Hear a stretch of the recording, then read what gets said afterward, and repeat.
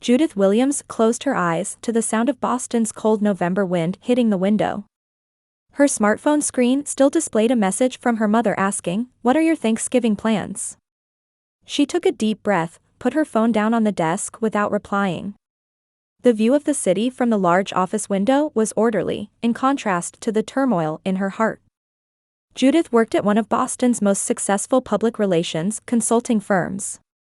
At work, she had a reputation for handling any crisis situation calmly and providing clients with the best solutions.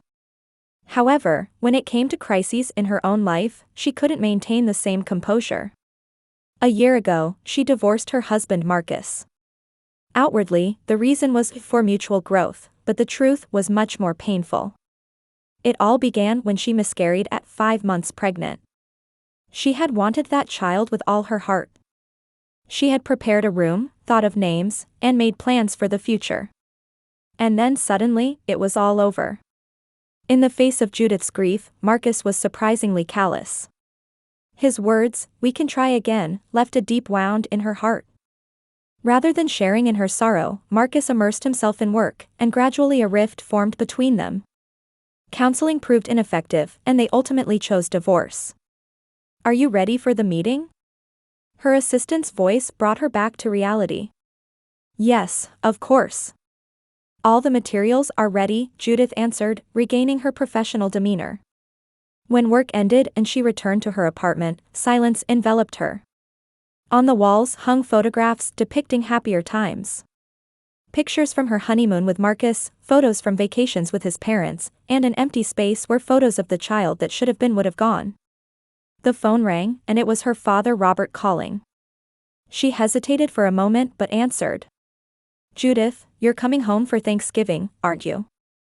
Her father's voice was authoritative, more a command than a question. Robert was a respected physician in a small town outside of Boston.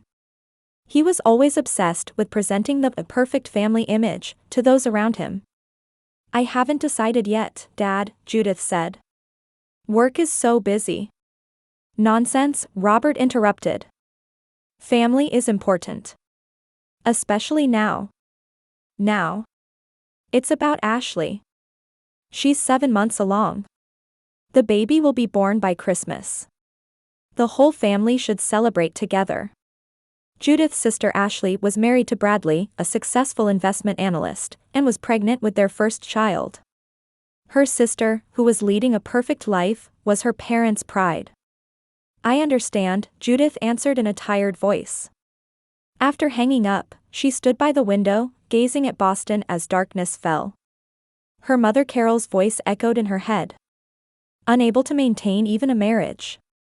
No children. How shameful. Carol was a former high school teacher, highly regarded in the community. She always had high expectations for her children, especially Judith.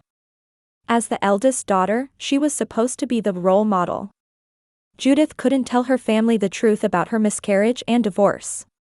She didn't think they would understand. Especially her mother.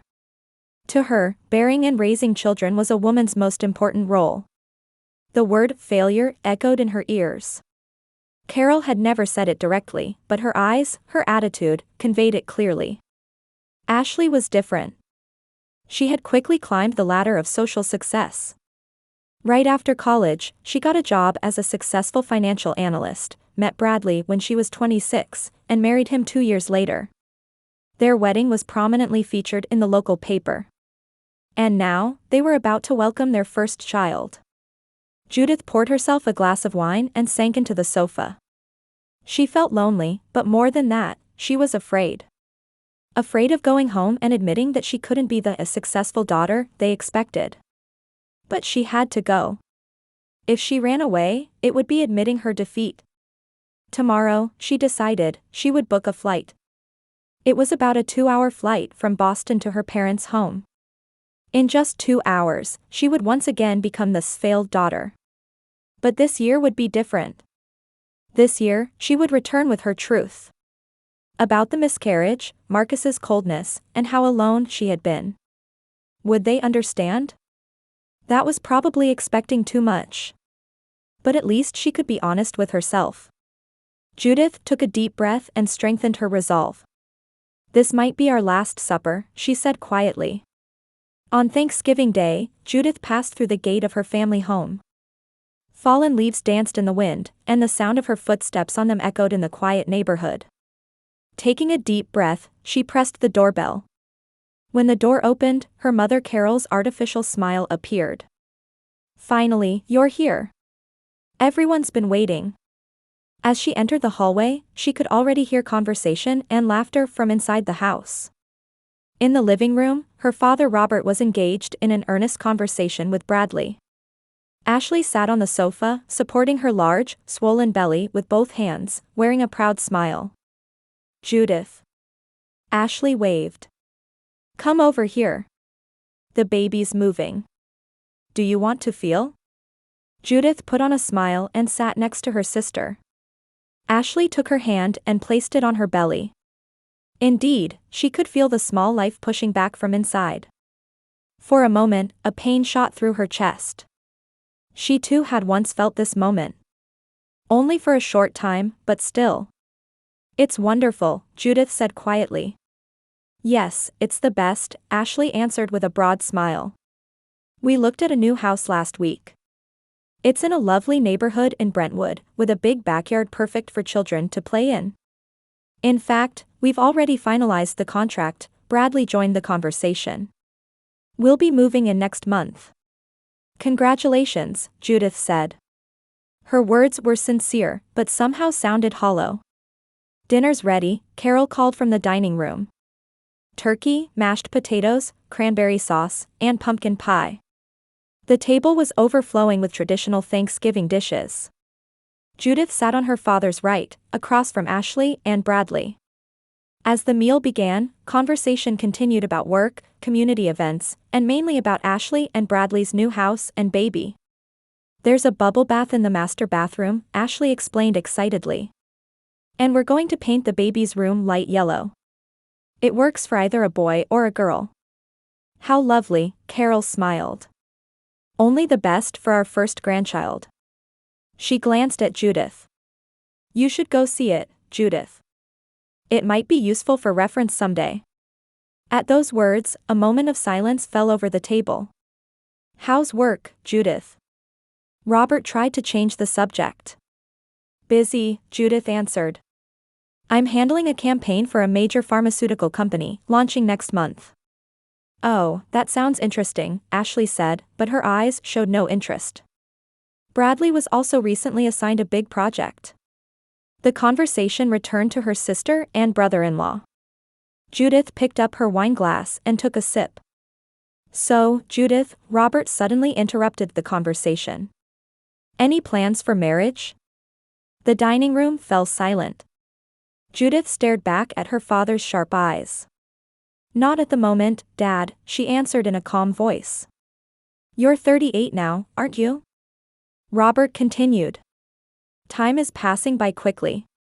Robert, stop, Carol said, but there was no genuine intention to stop him in her voice. No, let me speak, Robert placed his glass firmly on the table. I'm worried. It's painful to watch our eldest daughter growing old alone. I'm happy even alone, Judith said. My work is fulfilling and… Work? Robert said mockingly. Do you think work will fill the loneliness of old age? Judith tried to respond, but her father continued. Divorced and no children? A disgrace. Not fitting for this family. The room became frozen in silence. Judith caught her breath, feeling her father's words pierce her chest. Ashley began to laugh quietly. She gently rubbed her belly and smirked. I have a loving husband, and soon a baby. And you? Just a pathetic failure. Carol, hearing this, chuckled. Can't even maintain a marriage. How shameful. The laughter of the three echoed throughout the dining room. Bradley wore an uncomfortable expression but said nothing. Judith stood up quietly. She felt tears streaming down her cheeks but desperately tried to maintain her composure. You don't know that this will be our last supper, she said quietly. What did you say? Carol said, still laughing. So dramatic. Judith didn't reply, placed her napkin on the table, and left the room. As she went upstairs, her footsteps could be heard heading toward what was once her room. Getting emotional again, Carol sighed. She's always like this. Let's leave her alone, Robert said. She'll come back when she calms down. Ashley shrugged and returned to the topic of her new home. They thought of Judith's words as merely an emotional reaction and quickly forgot them. Judith was looking out the upstairs window. In the backyard, the swing where she had played as a child was still there. And the treehouse her father had built for her. This house, once filled with happy memories, had now turned into a place of pain. She took out her smartphone and opened the airline app. Maybe there was still a flight leaving tonight. She couldn't take it anymore. The next day, Judith returned to Boston on the first flight. The cold morning air struck her cheeks, as if bringing her back to reality. As soon as she arrived at her apartment, she ignored calls from her parents and immersed herself in work. Keeping busy was the best way to heal a wounded heart. 3 weeks later, in mid-December, Judith's office phone rang. Judith Williams speaking, she answered in a professional voice. Judith, it's been a while. The moment she heard that voice, her heart leaped. Marcus. It was her ex-husband's voice. Marcus, she gasped. Why? I want to talk, he said in a serious voice. Can we meet? Judith hesitated for a moment. Her last conversation with him had been when their divorce was finalized. It was cold, businesslike. Why now? She asked. I'll explain. But not over the phone, I want to talk in person, Marcus said. Do you have time tonight?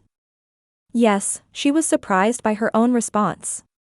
They agreed to meet at a small restaurant in Boston's Seaport district. When Judith arrived, Marcus was already seated at a table. He stood up and awkwardly extended his hand. Thank you for coming, he said. Judith stared at him. Marcus, now 40, looked a bit tired, but still handsome. His dark brown eyes were the same ones she had fallen in love with. What do you want to talk about? She asked, sitting down, trying to avoid roundabout conversation. Marcus took a deep breath. First, I want to apologize. I'm truly sorry. Judith stared at him, saying nothing. Back then, when you needed me most, I wasn't there for you, he continued. I couldn't face your pain. I couldn't forgive my own weakness. Weakness? Judith asked with an incredulous expression. Yes, Marcus nodded. I was afraid. Afraid to face the pain of losing our child. So I retreated into work. But that left you alone. Tears welled in Judith's eyes. You said, we can try again. As if our child was nothing. I'm truly sorry, Marcus's voice was trembling. I have no excuse. I just understand now. Back then, I couldn't deal with my own emotions. They continued eating in silence. So, Judith finally asked, why did you contact me now? Marcus looked up. My company is planning to expand to the East Coast. We're opening a new office in Boston. And I need your PR skills. Judith frowned. A business matter? No, not just that, Marcus said quickly.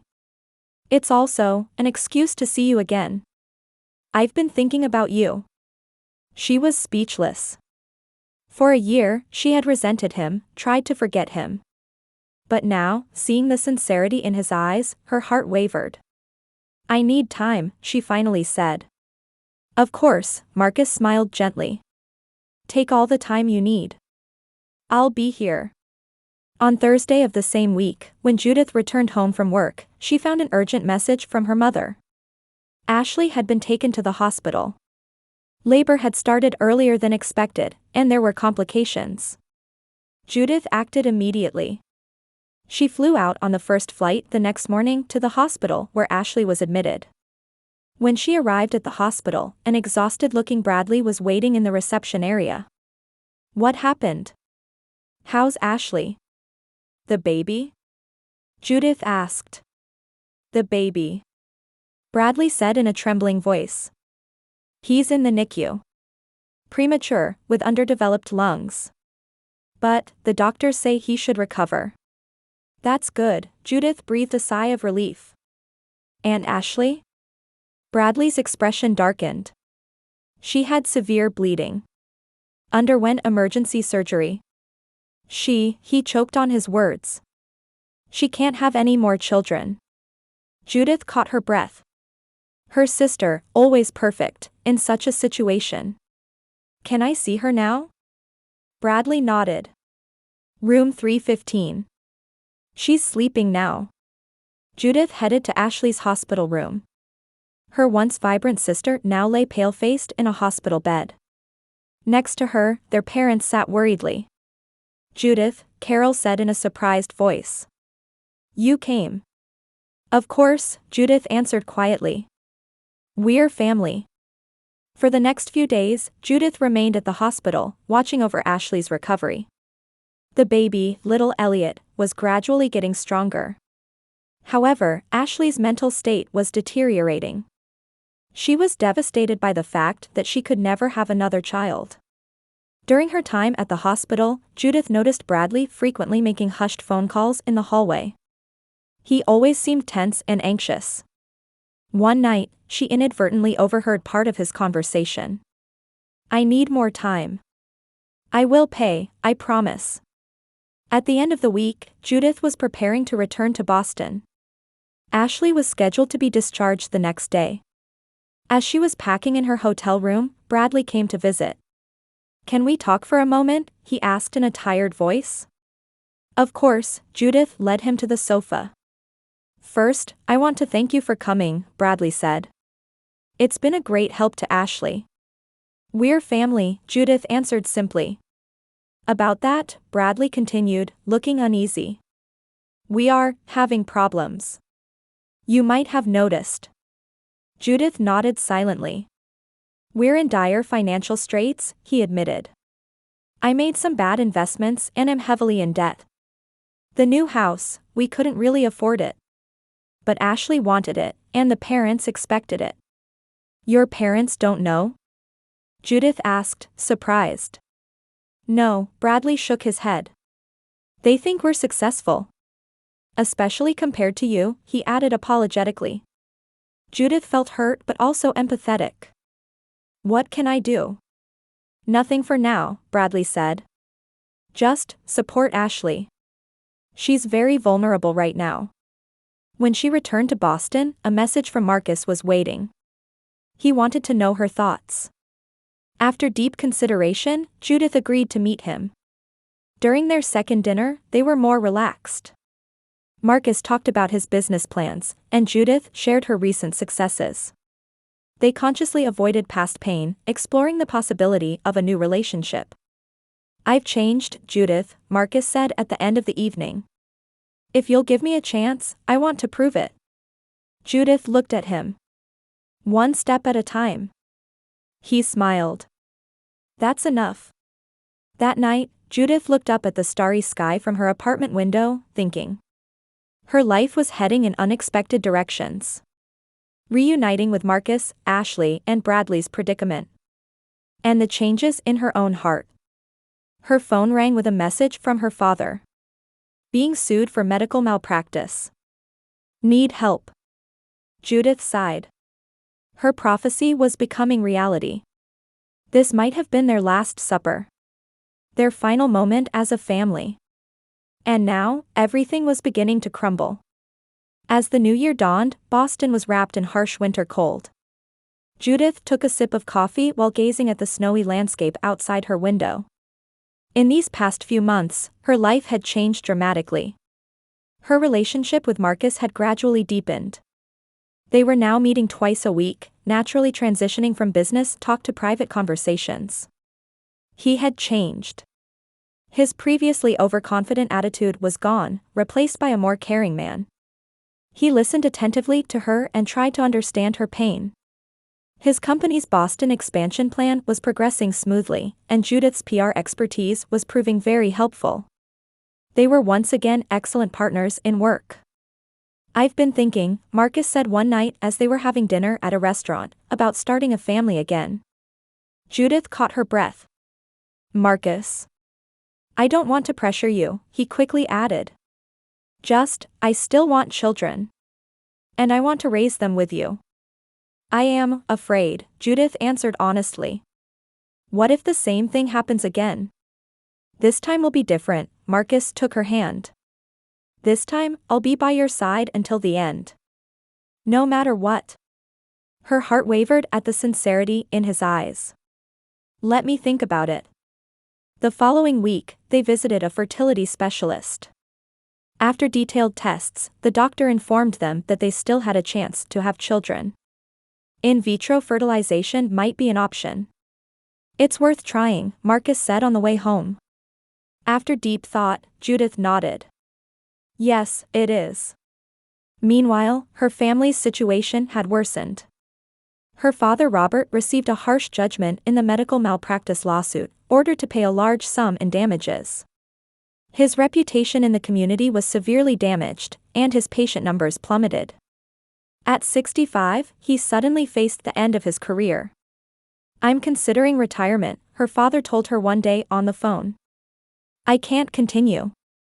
Dad. Judith was at a loss for words. Her father, always strong and authoritative, now sounded defeated. I need your help, Robert said. We're in a difficult financial situation. Judith was silent. The words from Thanksgiving night echoed in her ears. Divorced and no children? A disgrace. I'll think about it, she finally answered. Ashley and Bradley's situation wasn't improving either. Little Elliot had regained his health, but Ashley had fallen into depression. She couldn't accept the fact that she would never have another child. Bradley's financial situation had further deteriorated, and they were forced to sell their new home. We're going to live with our parents, Ashley said one day, crying on the phone. Bradley's company went bankrupt, he's unemployed now. Judith's heart ached. Is there anything I can do to help? No, it's fine, Ashley said, but her voice was filled with despair. As spring approached, a ray of hope shone into Judith and Marcus's lives. Their first attempt at in vitro fertilization was successful, and Judith was now 10 weeks pregnant. This time, they were proceeding more cautiously than before. Weekly checkups, plenty of rest, and above all, Marcus's constant support. You're amazing, he said every night after talking to her belly. Our child is lucky. On a sunny spring day, Marcus invited Judith for a walk along the Charles River. Cherry blossoms were in full bloom, and a warm breeze caressed their cheeks. Judith, Marcus suddenly stopped and took both her hands. For the first 10 years we spent together, I didn't fully appreciate your value.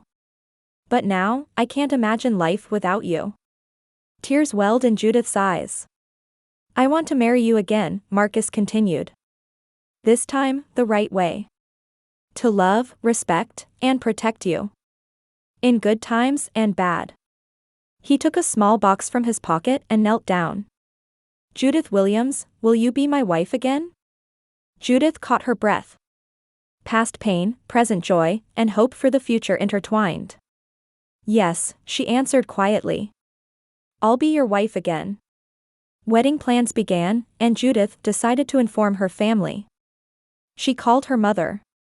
I'm marrying Marcus, she announced. And we're expecting a baby. On the other end of the phone, Carol caught her breath.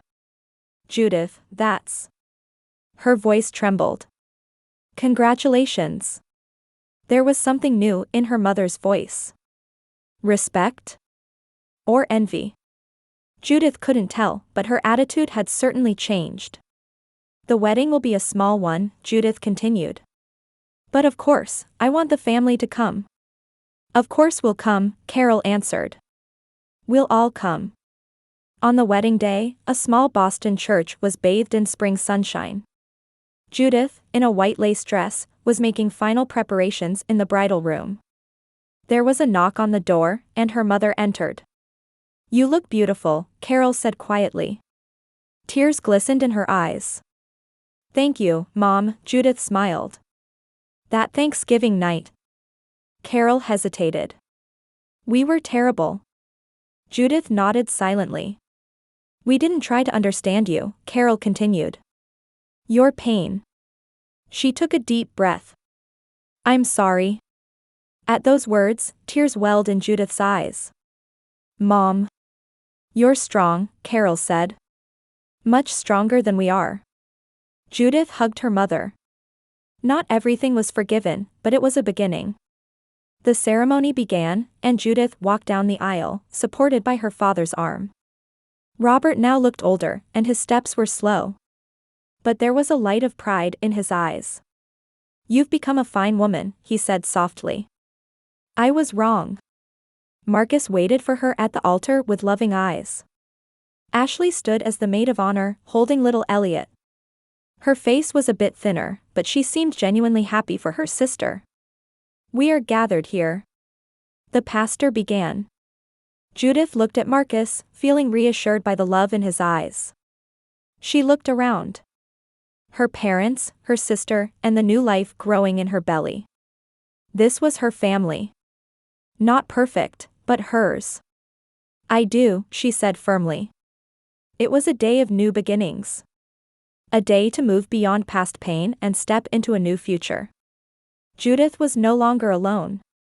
She had a loving husband and a child on the way. And witnessing her success and happiness, her family too was beginning to change. 2 years later, on a mild early winter day, gentle sunlight streamed through the windows of a large house in the Boston suburbs. In the living room, 2-year-old Emma was stacking blocks with her small hands. Beside her, 6-month-old Jacob was relaxing on a blanket. Mama, look. Emma proudly pointed to the tower she had built. That's wonderful, Emma, Judith answered with a warm smile.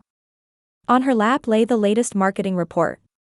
After marrying Marcus, her life had changed dramatically. They had jointly established a PR consulting firm, which quickly became one of the most highly regarded companies on the East Coast. Judith continued working after giving birth, successfully balancing home and work, and achieving success in both worlds. The doorbell rang, and Marcus came out of his study. Looks like your parents and sister are here, he said. Judith took a deep breath. Although relations with her family had improved, the wounds of the past weren't completely healed. But she was now in a position of strength. Hello, everyone, she said with a smile as she opened the door. Carol and Robert looked noticeably older than before. Robert was using a cane, and his once dignified posture was gone. Ashley was holding 4-year-old Elliot's hand. Her expression no longer showed the arrogance of the past, but lines etched by life's difficulties. Sister, Ashley greeted in a small voice. Thank you for having us. As she guided them to the living room, the children immediately began playing.